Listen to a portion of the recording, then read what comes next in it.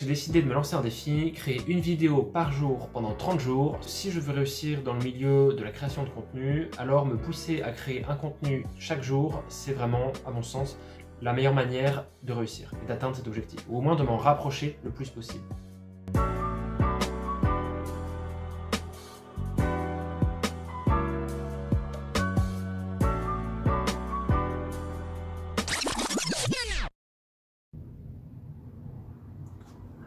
Salut à tous, c'est Corentin, j'espère que vous allez bien et aujourd'hui on se retrouve pour la 5e vidéo du défi 30 jours. Quel est le sujet dont je voulais parler aujourd'hui? C'était tout simplement le rejet du plan B. C'est, on va dire, un sujet que je vois énormément dans différents posts sur Instagram notamment. Et j'avais envie tout simplement d'aborder le sujet, sachant que je suis radicalement opposé à l'idée commune selon laquelle, enfin l'idée commune on va dire qui va dans ce sens. Pour expliquer brièvement, qu'est-ce que l'idée en fait, le thème, le sujet, le rejet du plan B. En gros, il y a une histoire, une petite manière de penser selon laquelle si on n'a pas de plan B, clairement, on ne peut que réussir dans son plan A. C'est une théorie qui a ses limites, quand même, on va pas se mentir. Et cette histoire, cette idée, elle est largement répandue dans plein de livres, notamment dans Réfléchissez et devenez riche de Napoléon Hill, mais également dans, on va dire, le mindset un petit peu entrepreneur. Et c'est-à-dire que il y a plein de personnes dans ce monde qui pensent que si elles n'ont aucun plan B, elles ne peuvent que réussir leur plan A, parce qu'il y a un petit peu cette notion de vaincre ou périr. Ou bien je réussis mon plan A, ou bien j'échoue totalement parce que je n'ai rien d'autre à faire. Et là où je pense qu'il y a du vrai là-dedans, c'est qu'effectivement, il peut y avoir cette petite motivation supplémentaire de se dire, si j'échoue dans mon projet initial, dans mon plan A, j'ai pas d'échappatoire. Donc j'ai pas le choix, il faut que je réussisse. Et je suis d'accord que ça peut motiver à se dépasser, à surmonter tous les obstacles pour réussir, parce que sinon, il n'y a pas d'autre solution en fait. Seulement, là où je ne suis pas d'accord, c'est quand il s'agit de s'aborder ses propres chances, d'avoir un plan B, pour réussir dans son plan A. C'est-à-dire que je pense que dans la vie, il faut quand même se montrer intelligent et stratégique et ne pas se laisser aveugler par son envie de réussir. Qu'est-ce que je veux dire par là? C'est que, ok, on peut avoir des plans B qui peuvent parfois s'opposer à avoir un plan A. Imaginons, j'ai comme objectif de vie et donc comme plan A de devenir chanteur.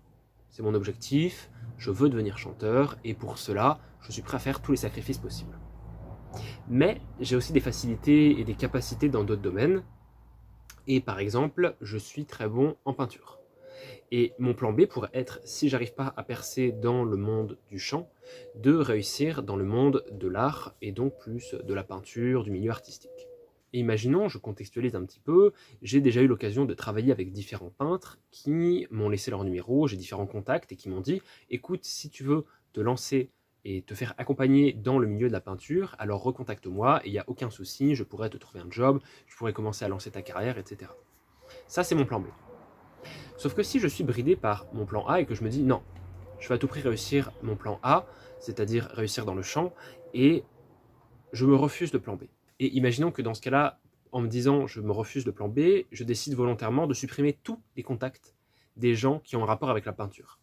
C'est-à-dire que je m'interdis la possibilité de les recontacter pour n'avoir plus le choix que de réussir dans le champ et donc réussir mon plan A. Donc imaginons c'est ce que je fais, je vais voilà, hop, dans mes contacts et je supprime définitivement les numéros de téléphone, les adresses email ou quoi que ce soit de tous les gens que j'ai rencontrés et qui m'ont dit qu'ils pouvaient m'aider si un jour je voulais me lancer dans la peinture. En faisant ça, je ferme toute porte qui me permet de commencer dans le monde de la peinture parce que je ne pourrais pas retrouver ces contacts naturellement. Il y a quelque chose d'irrémédiable là-dedans. C'est-à-dire que c'est fait, c'est foutu. Donc là, j'ai plus le choix. Ça y est, je me suis fermé le plan B, je n'ai plus le choix, je dois réussir dans le champ. Je dois réussir mon plan A. Donc là, on se dit, bon bah ok, voilà. Et ok, maintenant que j'ai plus cette idée de je vais réussir, je peux réussir dans la peinture, j'ai un plan B, peut-être que je me lancerai à 2000% dans mon plan A, dans le champ. Parce que je me dirais, j'ai pas le choix, je fonce et je travaillerai d'arrache-pied et je me dépasserai sans arrêt. Et voilà, à fond. Sauf que, imaginons maintenant quelque chose qui ne dépend pas de moi intervient dans l'opération. Imaginons qu'un jour, après plusieurs semaines de travail, le champ commence à porter ses fruits, c'est plutôt sympa.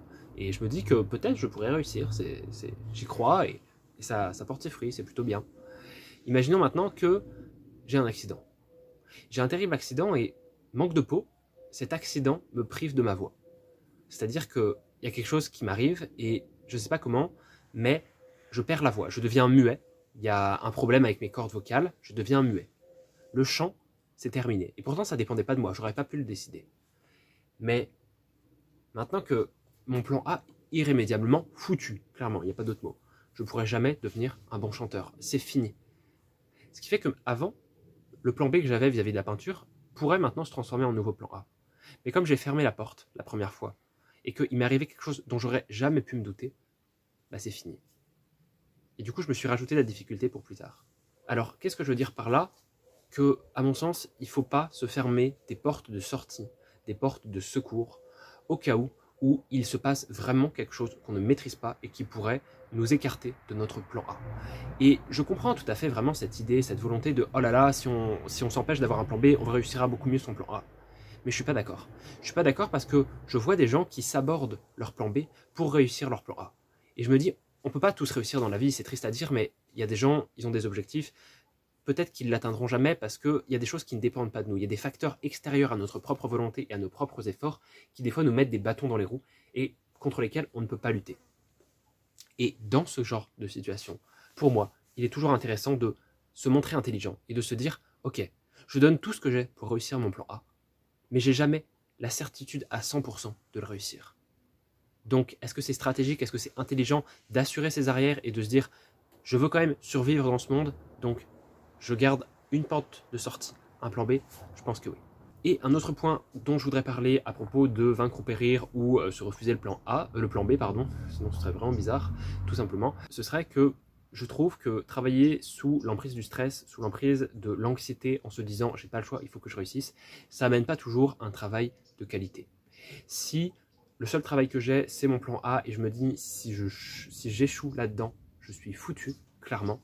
J'ai pas moyen d'avoir de l'argent, de réussir à payer mon loyer, etc. Ça va rajouter une pression qui des fois n'a pas raison d'être. Et je pense que si on veut réussir à atteindre son plan A, tout en se gardant un plan B, parce que c'est beaucoup plus stratégique, c'est beaucoup plus intelligent et ça évite de se saborder des chances qui pourraient vraiment nous sauver la vie au cas où quelque chose qui ne dépend pas de nous arrive et bouscule tous nos plans.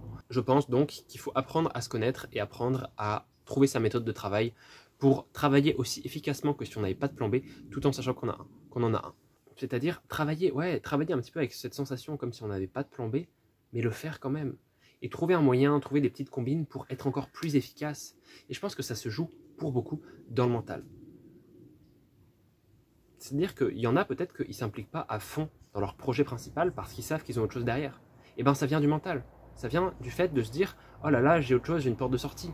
La morale de cette histoire, c'est que si vous avez un plan A, ne supprimez pas votre plan B. Je ne veux pas dire que vous deviez rester partagé entre qu'est-ce que je fais, le plan A, le plan B, et faire des efforts dans tous les sens. Mais gardez un plan B. Vous gardez un plan B, vous savez un petit peu de quoi il est question, vous avez une petite idée, une petite stratégie pour le mener à son terme au cas où le plan A ne marche pas. Et après, le plan B, vous le mettez ailleurs, dans un coin de votre esprit, et vous n'y touchez plus. Mais au moins, il est là, ok ?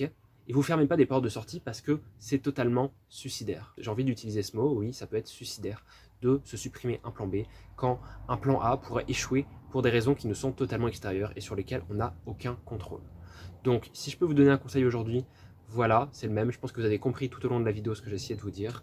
Le dicton « vaincre ou périr », il a de la force. Il est assez impressionnant et des fois on pourrait se dire oh là là, ces gens qui n'ont plus qu'une solution de vaincre ou périr, ils sont tellement inspirants, tellement impressionnants. Mais derrière, je pense que on est impressionné pour les mauvaises raisons. Donc voilà, la vidéo est terminée, j'espère qu'elle vous a plu. N'hésitez pas à me dire en commentaire ce que vous avez pensé de ce contenu, donc vaincre ou périr, qu'est-ce que vous en pensez. N'hésitez pas aussi à me dire quel serait éventuellement votre plan A et votre plan B. Dites-moi tout ce que vous en avez pensé dans les commentaires, vous pouvez me faire un retour aussi. N'hésitez pas également à vous abonner à la chaîne, ça fait toujours super plaisir et comme ça vous pouvez suivre tous les épisodes futurs du défi 30 jours. Moi je vous dis à demain, portez-vous bien, c'était Corentin, salut!